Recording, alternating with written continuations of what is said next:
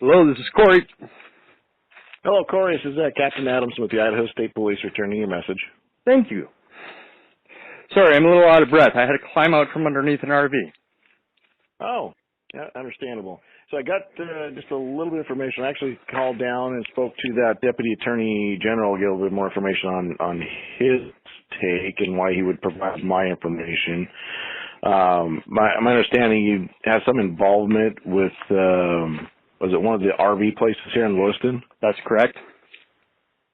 Okay. Now, in your phone message, you said there's an allegation of some bribery going on with Lewiston city officials and maybe someone from the prosecutor's office?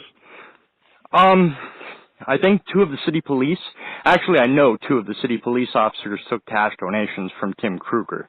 I watched it happen after the assault at Travelland RV, September 8th of 2020. Like I said, I'm sorry, I'm a little out of breath. Please give me a moment. Okay.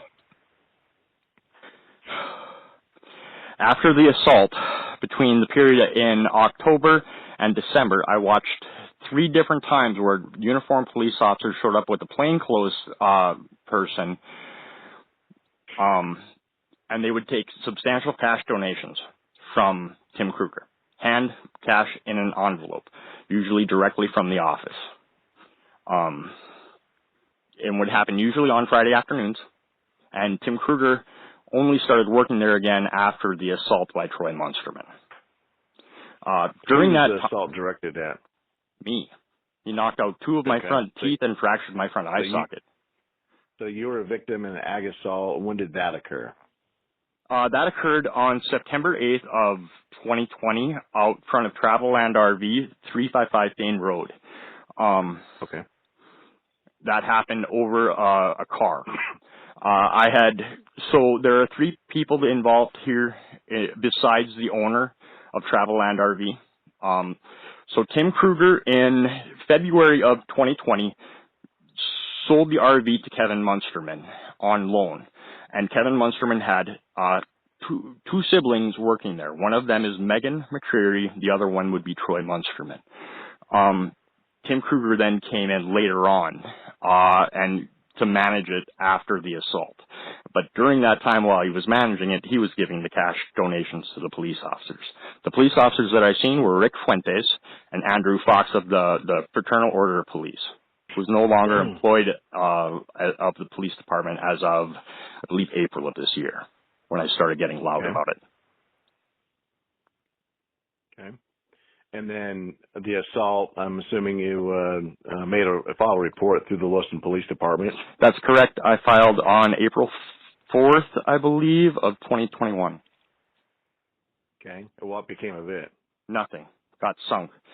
I followed up over and over with a series of emails and in-person visits to Commander Jeff Clone down at the Lewiston Police Department. And I showed him the evidence that I had on the computer of the evidence of embezzling, tax evasion, forgery, and tax fraud with Megan McCreary within the books of Travelland RV. And he didn't seem interested at all. Didn't want to hear anything that I had to say about the matter, but he kindly nodded and he said that he would file a report about Troy Munsterman, who he said that he sent over to the Nez Perce County Prosecutor's Office. I followed up then with another phone call after a series of death threats from Troy Munsterman to the Nez Perce County Prosecutor's Office. I talked to Joyce Kaufman, and all of my conversations, by the way, are recorded. I'm sure you got that in the email. But Joyce Kaufman then spoke back to me, saying, why hasn't Jeff Clone then filed a police report? And I said, I don't know. During this time, though, at the RV dealership, they would not give me or transfer the title to the RV. Even after the assault, I said, hey, transfer the title. You can put a lien on there. We agreed that I would install their digital infrastructure for the entirety of the store to be routed up from pencil and paper up into the digital world. So I record, and I'm a librarian of data. So I uncovered this evidence of embezzling. I brought that to Jeff Clone, and I said I also happened to see 2 police officers taking bribes from them, and he didn't seem interested at all. So then I started getting loud about it. I got mad, and I said, hey, I told the cops about this, and they didn't do anything. And from there, I took the recorded conversations and I started putting them online. So that was in, say, September of 2021. From there, I contacted the Nez Perce County Prosecutor's Office as well as the Lewiston Police again about the charges filed against Megan McCreary and Sean Whitmore, because after the time of the assault, then I finished the computer system. Sean Whitmore then found my evidence of embezzling, tax evasion, and fraud. I brought this forward to the owner saying, hey, your sister's doing this. We're losing a whole bunch of money. We're not paying our bills. And I can't finish the accounting system that you wanted me to install for you. So okay. he then said, no, go home. We'll get you the title. 4 months go by, no title. They send me a bill for $7,500, which is less than it was. And they charged me for having to get my tooth extracted because of Troy. So, Okay. so yeah, from there I continued asking the police department, hey, file these charges. Here's evidence of forgery of my name on the title. And they sent them to themselves after contacting the Idaho Department of Transportation. See, I've got all of this data backed up, and I can show it to you each step of the way. I have evidence of 3 different crimes, and the City of Lewiston Police Department has refused to file a report and send it on to the Nez Perce County Prosecutor's Office. Okay. Have you had a conversation with the police chief? I tried. Or actually, I asked Bud Hurd to conduct an ethics investigation, and it was 3 weeks before his retirement. And when he then forwarded that information to the people being investigated, both Jeff Clone and Rick Fuentes. Okay, but Lewiston has a new police chief. And I understand that. Quite a while now. And I then forwarded that on to him, and he has since said nothing. And then I contacted the mayor about it and asked him to conduct an ethics investigation, and at that time they then shut off the city comments, the Lewiston Police and Lewiston City page, as well as the Nez Perce County pages and the Sheriff's Office pages. Okay, because here's the skinny of it from my side. Yes, sir. Idaho, unfortunately, we don't have. Some states have what's called an inspector general that would come in and potentially investigate, Right. Acts of wrongdoing by public employees and stuff. Idaho, as you found out from talking to the Deputy Attorney General, was they only have the ability by statute to investigate public elected officials like the prosecutor, the sheriff, right. Commissioners.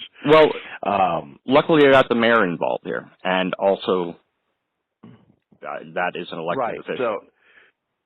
Right. And so I'm not sure if that includes city elected officials or just county elected officials. I'm not sure why he gave you my name. The Idaho State Police, when another agency opens up an investigation, there's nothing that allows us to go in and reinvestigate or investigate the allegations that you're coming forward with. We've been, unfortunately, we've had other complaints, not just in this area, but around the state, and they think Idaho State Police has the ability to go in and just open up like public corruption investigations. It's not the case. It's not that easy. Unfortunately, there's nothing statutorily that allows the Idaho State Police just to go and do something like that. Well, you do have, through the prosecutor's office, you do have state investigators. That's what, I mean. You still have jurisdiction over that. Yeah, so Corey, hear me out. So even if a homicide occurred or an officer-involved shooting, the city police chief or the county prosecutor or the county sheriff's office has to invite the out-of-state police in because if they don't have resources or if there's a conflict. And then what that official does is they route that through me. I have to send it down to my headquarters, and the colonel, the director of the out-of-state police, has to authorize it, but it has to come from one of those entities. Well, that's what I'm saying, is that a conflict exists. They're trying to represent themselves. I get that, but what it has, the practice that we have, there is nothing that allows us just to go and reopen another agency's investigation. It just doesn't work that way. It literally has to come from that agency or the elected prosecutor himself. They have to write a memo, and it has to go down to the colonel, the director of the Idaho State Police, and he has to be the one to authorize it. It just can't come from a citizen. It has to come from one of those public entity, I disagree. Over those agencies. I disagree. That still gives you jurisdiction over it. No, it doesn't. No, and that's why I have to explain many, many times. On paper, black and white, there might be an appearance. I mean, we can go in if we have certain, like alcohol beverage control. Statutorily, the Idaho State Police has an alcohol beverage control division that we have, by statute, investigative priority over alcohol beverage control laws. And so we have detectives around the state, and we don't need an invite from another agency. But I have when it comes forgery on a document in my name, and that will definitely bring in the state police. So, and that's what I'm trying to explain, Corey. A lot of people think that that's easy to do, and it's not. I have it on paper. We can do it today. I can send you the documents, and you can forward it on to the prosecutor. It doesn't work that way. We cannot just take... Why not? That's what I'm trying to explain to you. You already have a law enforcement agency. No, not for the forgery. I have that for the embezzling, the tax evasion, and the tax fraud. And actually, the Idaho State Tax Commission has already gone into Travel Land RV, and they're investigating. So no, I can actually report the forgery of my title to you. You would be the one, because you are the state function. That doesn't happen under the I know what you're telling me, but it's still a state under the state law. The city can't prosecute something under the state. Yes, they can. No, because they've told me that they can't.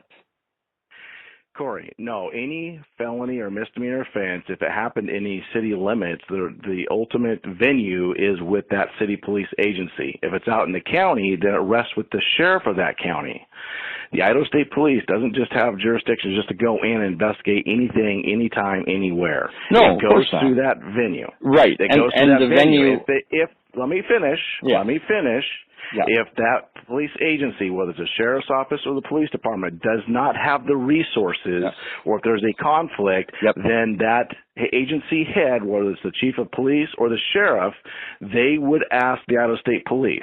Okay. And if there's a conflict, if it's a conflict investigation, if especially it involves one of their officers, it has to come from the chief of police or the sheriff's office, and then our director of the state police has to authorize to allow us to go in. We cannot just go open up a conflict investigation. Okay.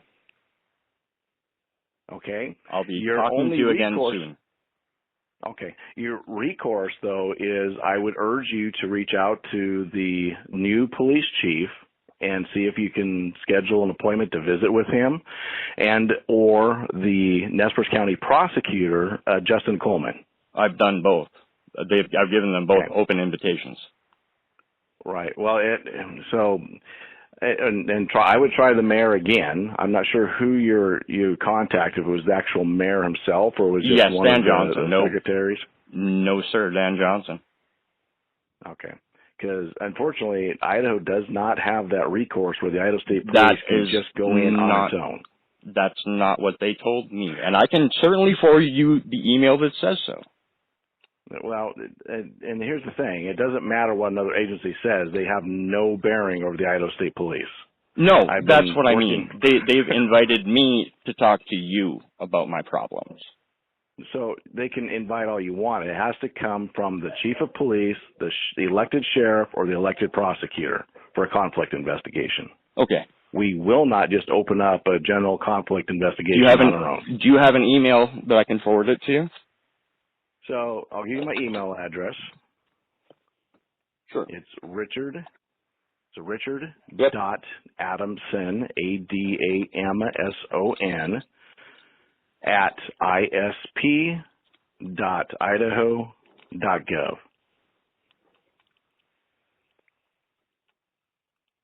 Again, Richard Adamson, RICHARD Yeah, and there's a dot in there, so it's Richard dot Adamson. ADIM No, ADAMSON.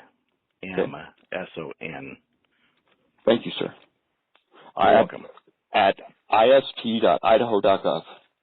Correct. Thank you, sir. You're welcome. And just so you know, Corey, I mean, I'm willing to hear any citizens out. I mean, sometimes they don't like what I have to say. No, I understand, and like I said, I already have the information that you're asking for, so I'm just going to send it to you. Okay, sounds good. Thanks. Bye.